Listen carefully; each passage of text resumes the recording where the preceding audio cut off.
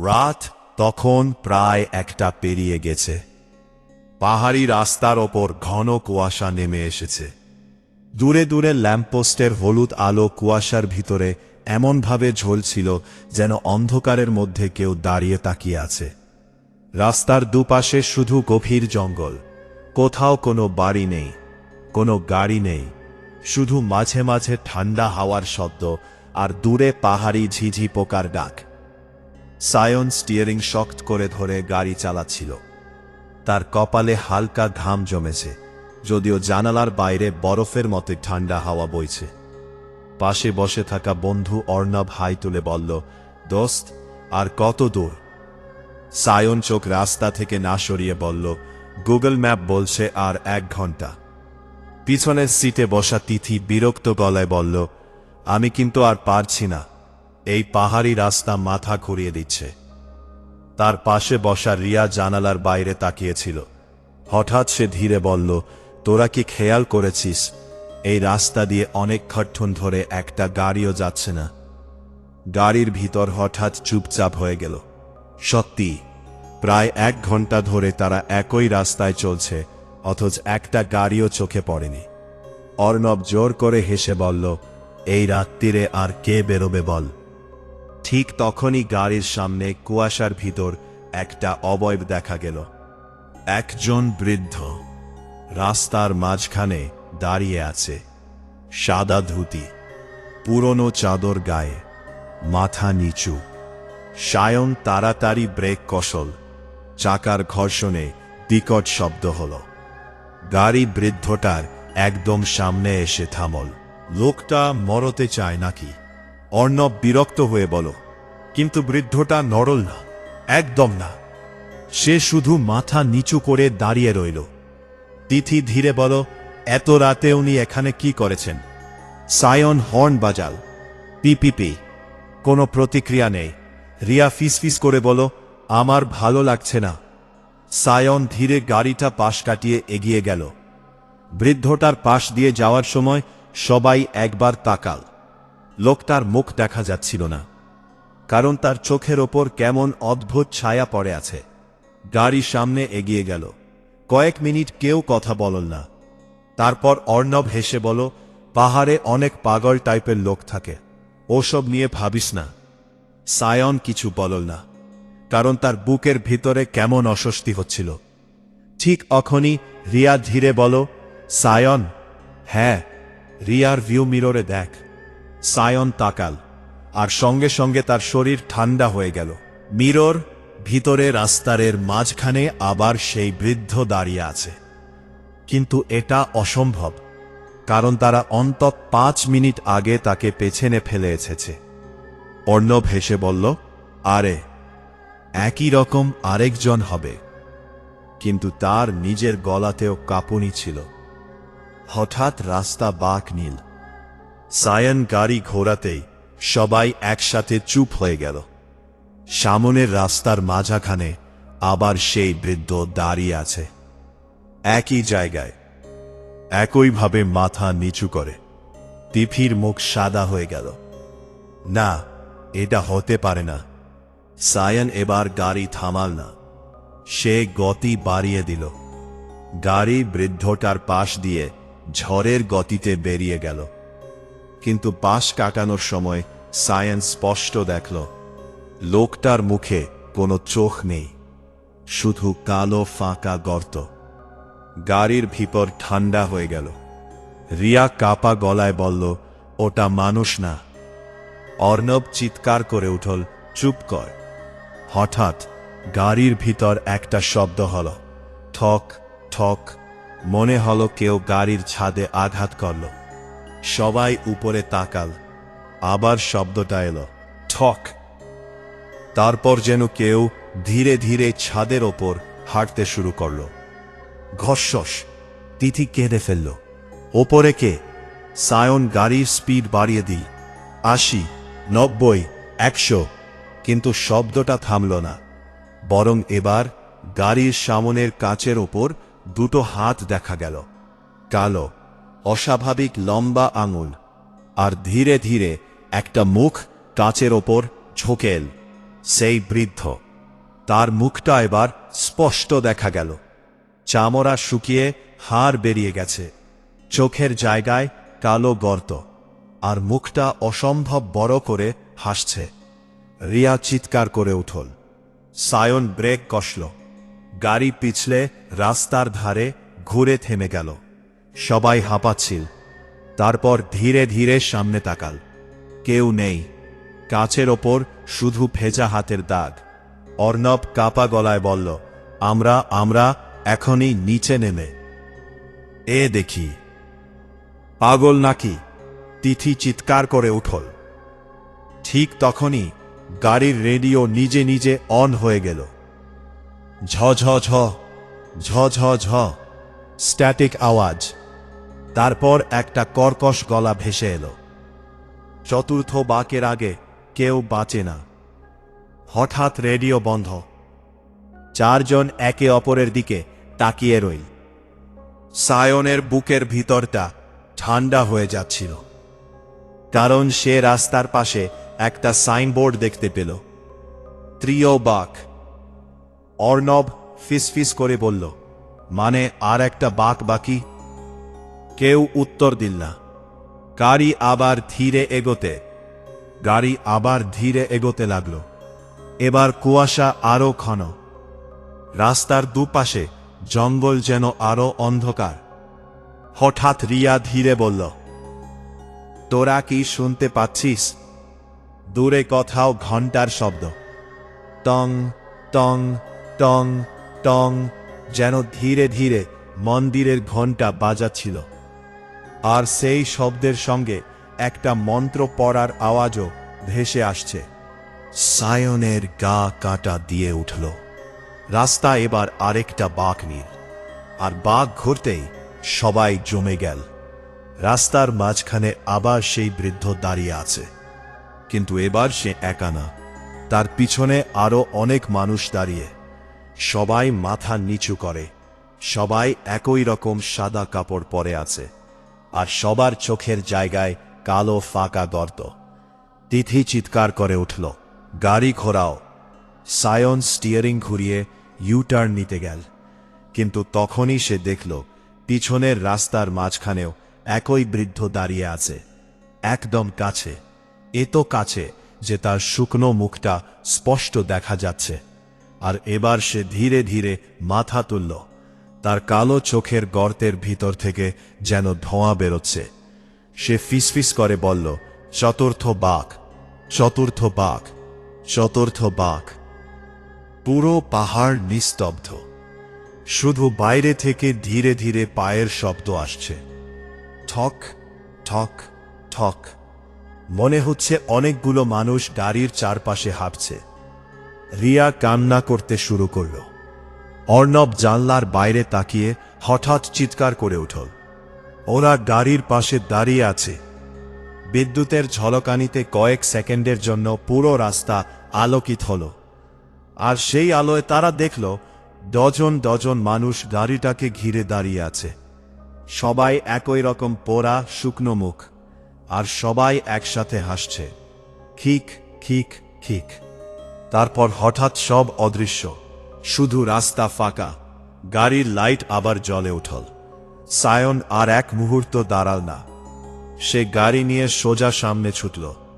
কিছু দূর যাওয়ার পর হঠাৎ তারা একটা ছোট্ট চায়ের দোকান দেখতে পেল। দোকানের সামনে মৃদু আলো জ্বলছে। এই ভয়ম কোর রাস্তায় হঠাৎ একটা দোকান দেখে যেন তারা বাঁচার আশা পেল। সায়ন দ্রুত গাড়ি থামাল। চারজন নেমে দোকানের দিকে দৌড়ে গেল। ভিতরে একজন বৃদ্ধ চা বানাচ্ছিল। তিনি মাথা তুলে ওদের দেখে থমকে গেলেন। তারপর ধীরে বলেন, তোরা ওকে দেখেছিস? সায়নের গলা শুকিয়ে গেল। কে? বৃদ্ধ কয়েক সেকেন্ড চুপ করে রইলেন। তারপর নিচু গলায় বলেন, চতুর্থ বাঙ্কের বুড়ো। চায়ের দোকানের ভিতরে ঢোকেও চারজনের শরীর কাঁপছিল। বাইরে তখনও কুয়াশা জমে আছে। দূরের পাহাড়ি রাস্তার ল্যাম্পপোস্টগুলো কেমন ধোয়াটে লাগছিল। দোকানের ভিতরে কেরোসিন ল্যাম্পের হলুদ আলোয় বৃদ্ধ চাওয়ালার মুখটা অদ্ভুত দেখাছিল। তিনি ধীরে ধীরে 4টে কাঁচের গ্লাসে চা ঢাললেন।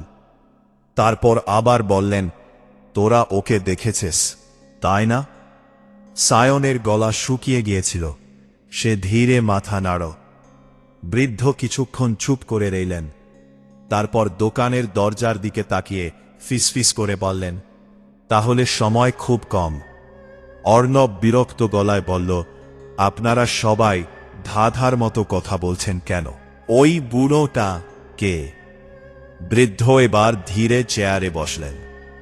লণ্ঠনের আলো তার মুখে পড়তেই দেখা গেল তার ডান চোখের নিচে একটা গভীর কাটা দাগ। তিনি নিচু গলায় বলেন, আজ থেকে প্রায় 20 বছর আগে এই পাহাড়ি রাস্তায় একটা বাস দুর্ঘটনা হয়েছিল। বাইরে হঠাৎ ঠান্ডা হাওয়া বইল। টিনের চাল কেঁপে উঠল। বৃদ্ধ বলতে লাগলেন, কালিম্পং যাওয়ার পথে একটা বাস রাতের বেলা এই রাস্তা দিয়ে যাচ্ছিল। বাসে প্রায় 40 জন যাত্রী ছিল। সেই রাতেও এরকম কুয়াশা ছিল। ড্রাইভার হঠাৎ রাস্তার মাঝে একজন বৃদ্ধকে দেখতে পায়, ঠিক তোদের দেখা ওই বুড়োর মতো। তিথি কাঁপা গলায় বলল, তারপর? ড্রাইভার ব্রেক কষে বাস ঘোরাতে গিয়ে খাদে পড়ে যায়। ঘরের ভিতর নিস্তব্ধতা নেমে এলো। বৃদ্ধ ধীরে বলেন, কেউ বাঁচেনি। রিয়া ফিসফিস করে বলল, তাহলে ওই বুড়োটা? বৃদ্ধ এবার সোজা হয়ে বসলেন। লোকজন বলে ওই দুর্ঘটনার পর থেকে রাস্তায় ওই বুড়োকে দেখা যায়, কিন্তু সবচেয়ে ভয়ঙ্কর ব্যাপারটা অন্য। সায়ন ধীরে বলল, কি? বৃদ্ধ ফিসফিস করে বললেন, যে ওকে একবার দেখে সে চতুর্থ বাঙ্কের আগে কখনো রাস্তা ছাড়তে পারে না। 4 জনের বুকের ভিতরটা ঠান্ডা হয়ে গেল। ঠিক তখনই দোকানের বাইরে কারো হাতার শব্দ শোনা গেল। ঠক ঠক ঠক। সবাই একসাথে দরজার দিকে তাকাল। কুয়াশার ভিতর একটা অবয়ব দাঁড়িয়ে আছে, লম্বা, মাথা নিচু, সাদা কাপড়। তিথি চিৎকার করে উঠল, ওই বুড়োটা! বৃদ্ধ চাওয়ালা তাড়াতাড়ি উঠে দরজাটা বন্ধ করে দিলেন। তারপর কাঁপা গলায় বললেন, জানলার বাইরে তাকাবি না। বাইরে আবার শব্দটা এলো, ঠক ঠক। মনে হচ্ছেন কেউ দোকানের চারপাশে হাঁটছে। রিয়া কাঁদতে শুরু করল, আমরা এখানে আটকে গেছি। সাইন নিজেকে শান্ত রাখার চেষ্টা করল, দেখুন, এখান থেকে বেরোনোর কোনো রাস্তা নেই। বৃদ্ধ কিছুক্ষণ চুপ করে রইলেন। তারপর ধীরে বললেন, আছে, কিন্তু সেটা করতে গেলে তোদের জানতে হবে ওই বুড়োটা আসলে কে। লণ্ঠনের আলো হঠাৎ দপদপ করতে লাগল। বৃদ্ধ নিচু গলায় বললেন, অনেক বছর আগে এই পাহাড়ে এক তান্ত্রিক থাকত। লোকটা নাকি মৃত আত্মাদের সঙ্গে কথা বলতে পারত। গ্রামের মানুষ তাকে ভয় পেত, কারণ মাঝরাতে তাকে প্রায় রাস্তার ধারে দাঁড়িয়ে থাকতে দেখা যেত। অর্ণব শুকনো গলায় বলল, তারপর? একদিন গ্রামের কয়েকজন মানুষ মিলে তাকে পিটিয়ে মেরে ফেলে। ঘরের ভিতর ঠান্ডা যেন আরও বেড়ে গেল। বৃদ্ধ বললেন, মরার আগে তান্ত্রিক নাকি বলেছিল তার গলা আচমকা বদলে গেল, কর্কশ, ফিসফিসে, আমি ফিরব। ঠিক সেই মুহূর্তে দোকানের বাইরে থেকে একই গলা ভেসে এলো, আমি ফিরব। 4 জন জমে গেল, কারণ বাইরে দাঁড়িয়ে থাকা বুড়োটা এবার দরজায় হাত রাখল। ধীরে, খস সস সস। তার কালো নখ দরজার ওপর ঘষা খেতে লাগল। বৃদ্ধ তাড়াতাড়ি একটা লাল কাপড়ে মোড়া ছোট্ট তাবিজ বের করে সায়নের হাতে দিলেন। এটা সঙ্গে রাখ। সায়ন হতভম্ব, এটা কি করবে? বৃদ্ধ ফিসফিস করে বললেন, ওর চোখের দিকে তাকাবি না, আর চতুর্থ বাঁক পার হওয়ার আগে গাড়ি থামাবি না। হঠাৎ ধাম, দরজায় প্রচণ্ড আঘাত পড়ল। তিথি চিৎকার করে উঠল। আরেকটা ধাক্কা, ধাম, দরজাটা কেঁপে উঠছে। মনে হচ্ছে বাইরে থেকে অসম্ভব শক্তি দিয়ে কেউ ধাক্কা মারছে। বৃদ্ধ চিৎকার করলেন, এখনই বেরোতে হবে। 4 জন দৌড়ে গাড়ির দিকে গেল। বাইরে কুয়াশা এত ঘন যে 2 হাত দূরও দেখা যাচ্ছে না, কিন্তু কুয়াশার ভিতর থেকে অনেকগুলো ফিসফিস আওয়াজ ভেসে আসছে। চতুর্থ বাঘ, চতুর্থ বাঘ, চতুর্থ বাঘ। সায়ন গাড়িতে উঠে স্টার্ট দিল। ইঞ্জিন প্রথমে ধরল না, দ্বিতীয়বার, তৃতীয়বার, অবশেষে গাড়ি স্টার্ট নিল। ঠিক তখনই কুয়াশার ভিতরে থেকে সেই বুড়োটা বেরিয়ে এল, একদম সামনে। তার মুখে এখন চামড়া নেই, শুধু শুকনো কালো দাঁত, আর চোখের জায়গায় গভীর অন্ধকার। সায়ন চিৎকার করে অ্যাক্সেলারেটরে চাপ দিল। গাড়ি বুড়োটার শরীর ভেদ করে বেরিয়ে গেল। হ্যাঁ, ভেদ করে, যেন সে মানুষ না, ধোঁয়া। তিথি হাইস্টেরিকলি কাঁদছিল। ওটা কি? কেউ উত্তর দিল না। গাড়ি পাহাড়ি রাস্তা ধরে ছুটতে লাগলো। বাইরে শুধু কুয়াশা আর অন্ধকার। হঠাৎ রেডিও আবার নিজে নিজে অন হয়ে গেল।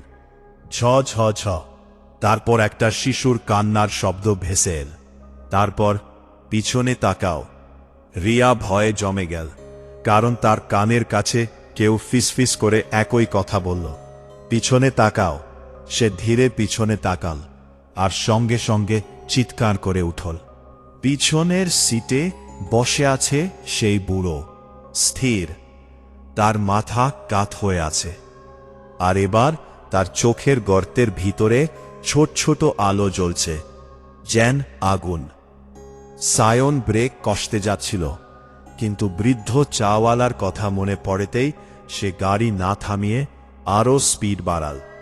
বুড়োটা ধীরে হাসতে শুরু করল, খিক খিক খিক। তারপর সে ধীরে হাত তুলে সামনের রাস্তার দিকে ইশারা করল। চতুর্থ বাঘ। রাস্তা এবার বাঁক নিতে শুরু করেছে। দূরে একটা সাইনবোর্ড দেখা গেল, চতুর্থ বাঘ। অর্ণব কাপা গলায় বলল, না না। হঠাৎ গাড়ির হেডলাইট নিভে গেল। পুরো রাস্তা অন্ধকার, শুধু কুয়াশার ভিতরে অসংখ্য মানুষের ছায়া দাঁড়িয়ে আছে। সবাই স্থির, সবাই মাথা নিচু করে, আর সবাই একসাথে ফিসফিস করছে, নেমে আসো, নেমে আসো, নেমে আসো। গাড়ি নিজের থেকেই ধীরে ধীরে ধীরে থামতে শুরু করল। সায়ন আতঙ্কে চিৎকার করল, ব্রেক কাজ করছে না, স্টিয়ারিংও শক্ত হয়ে গেছে। গাড়ি নিজে থেকেই চতুর্থ বাঙ্কের দিকে এগোচ্ছে, আর বাঙ্কের ঠিক সামনে একটা গভীর খাদ। তিথি কাঁদতে কাঁদতে বলল, আমরা মরে যাব। হঠাৎ তখনই সায়নের হাতে থাকা তাবিজটা গরম হয়ে উঠল, এত গরম যে সে প্রায় ফেলে দিচ্ছিল। হঠাৎ তাবিজ থেকে লাল আলো বেরোল, আর সঙ্গে সঙ্গে দাঁড়ির ভিতরে বসে থাকা বুড়োটা বিকট চিৎকার করে উঠল। তার শরীর ধোয়ার মতো কাঁপতে লাগল। সায়ন সুযোগ বুঝে স্টিয়ারিং ঘুরিয়ে দিল। গাড়ি নিয়ন্ত্রণ ফিরে পেল। চাকার ঘর্ষণে রাস্তা কেঁপে উঠল। গাড়ি খাদ থেকে কয়েক ইঞ্চি দূরে গিয়ে থামল। 4 জন হাঁপাচ্ছিল। কয়েক সেকেন্ড পরে ধীরে পিছনে তাকাল। পিছনের সিট ফাঁকা, বুড়োটা নেই, কিন্তু বাইরে চতুর্থ বাঙ্কের ওপারে শত শত মানুষ দাঁড়িয়ে আছে। সেই বুড়ো মতো দেখতে, আর তারা একসাথে হাসছে, খিক খিক। হঠাৎ মাটির নিচ থেকে যেন গর্জনের শব্দ উঠল। পুরো পাহাড় কাঁপতে শুরু করল। সায়ন দেখল রাস্তার মাঝখানে ধীরে ধীরে একটা পুরনো বাসের ভাঙা অংশ বেরিয়ে আসছে, জং ধরা, পোড়া, আর বাসের ভিতরের জানালাগুলো থেকে কালো মুখ বেরিয়ে আছে। তারা সবাই চিৎকার করেছে, বাঁচাও, বাঁচাও। রিয়া কান চেপে ধরল। তিথি প্রায় জান হারিয়ে ফেলেছে। হঠাৎ সেই পোড়া বাসটার দরজা ধীরে খুলে গেল, আর ভিতর থেকে একে একে পোড়া মানুষ বেরোতে শুরু করল। তাদের শরীর ভাঙা, কারো হাত নেই, কারো মুখ পড়ে গেছে, কিন্তু সবার চোখ কালো। তারা ধীরে ধীরে গাড়ির দিকে এগোতে লাগল। সায়ন মরিয়া হয়ে আবার গাড়ি স্টার্ট দিল। ইঞ্জিন গর্জে উঠল। সে 1 সেকেন্ড দেরি না করে গাড়ি ঘুরিয়ে দিল। গাড়ি পেছনের রাস্তা ধরে ছুটতে লাগলো, আর পিছনে সেই অসংখ্য মানুষ দৌড়াচ্ছে, অসম্ভব দ্রুত, মানুষের চেয়ে দ্রুত। মনে হচ্ছিল পুরো পাহাড় তাদের পিছনে ছুটছে।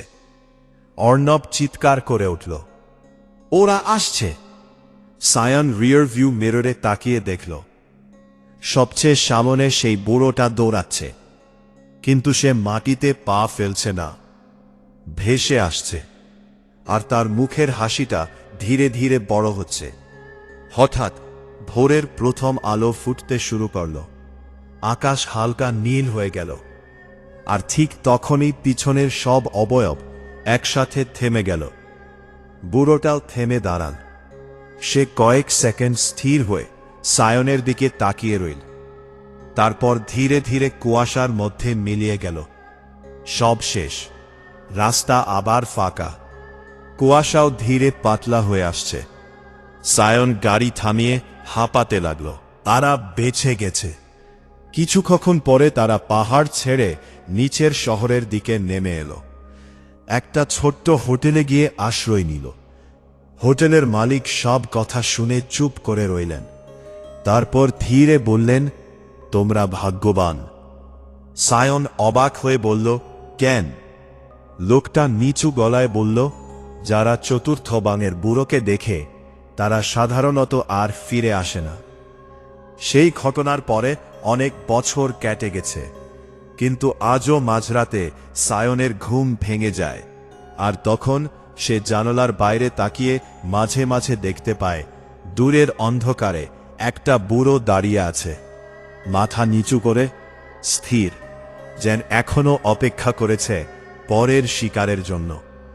যদি গল্পটা ভালো লেগে থাকে তাহলে চ্যানেলটা সাবস্ক্রাইব করতে ভুলবেন না, কারণ এরকম আরও বাস্তব ভৌতিক গল্প খুব শীঘ্রই আসছে।